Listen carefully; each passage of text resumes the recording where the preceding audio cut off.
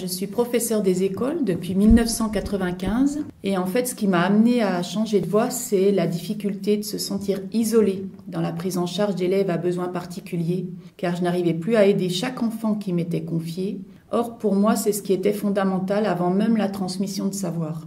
Alors mon projet repose sur ma passion pour les chevaux et mon besoin d'être en contact avec la nature, les animaux. Il aura donc 3 grandes branches. Une branche horse coaching, donc c'est du coaching avec l'aide des chevaux. Une branche aide aux apprentissages et à la motricité, qui fait un vrai lien avec le métier d'enseignant, la pédagogie. Et une branche médiation équine avec l'aide de l'attelage. Les démarches que j'ai entreprises, elles ont commencé par des démarches pour me reconstruire, pour finalement trouver la voie qui me correspond et la formation qui me permet de faire le lien entre chevaux et pédagogie.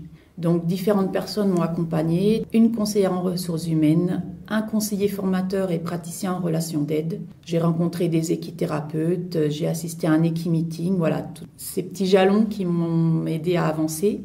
Et ensuite, j'ai suivi une formation en éthologie, médiation animale et horse coaching. Une formation en équimotricité. J'ai passé des galops pour être meneur d'attelage. J'ai en vue une formation à l'attelage en médiation équine. Le changement de voie professionnelle, je pense qu'il demande d'abord de la patience. Ça a été une des grosses difficultés parce qu'on voudrait que ça vienne vite. Et en fait, il faut accepter de prendre le temps de savoir qui on est et le temps de trouver la voie qui correspond. Une des grosses difficultés aussi, c'est de réussir à dépasser son autocensure. Cette idée de changer de voie, elle était là depuis un moment. Je ne me laissais pas le droit d'y répondre. Ensuite, les principales difficultés, elles ont été en lien avec une recherche de lieux pour m'installer avec les animaux et le problème du statut agricole ou pas. Le premier regard que j'ai, c'est beaucoup de gratitude en particulier envers toutes les personnes qui m'ont accompagnée tout au long de ce chemin.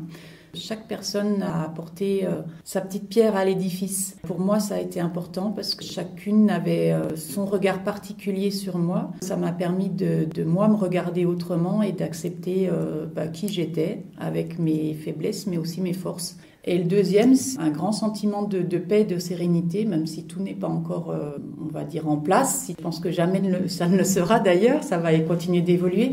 Mais beaucoup de paix et de sérénité parce qu'un vrai sentiment d'être en accord avec moi et avec mes valeurs. Les points importants pour moi j'en vois 3 essentiels.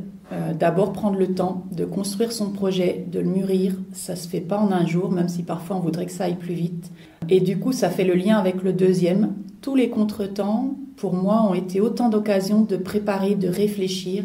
Et en fait, si on garde un regard positif sur ces contretemps et sur la situation, on reste ouvert à toutes les opportunités qui se présentent. Profiter de ces contretemps pour réfléchir, avancer, mûrir. Et puis, le troisième point important pour moi, c'est le fait d'être accompagné.